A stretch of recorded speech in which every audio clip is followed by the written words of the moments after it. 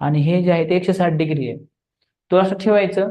सर्कलचं पूर्ण माप 360 डिग्री असतं, म्हणून इंग्लिशची टक्केवारी काढायची असेल, इंग्लिशचं पर्सेंटेज काढायचं असेल तर फॉर्म्युला काय येतो? इंग्लिशची डिग्री किती आहे? 72 डिग्री. त्याला काय करायचं? 360 ने डिवाइड करायचं. का? कारण पूर्ण सर्कल मधला एवढाच पार्ट आहे तो.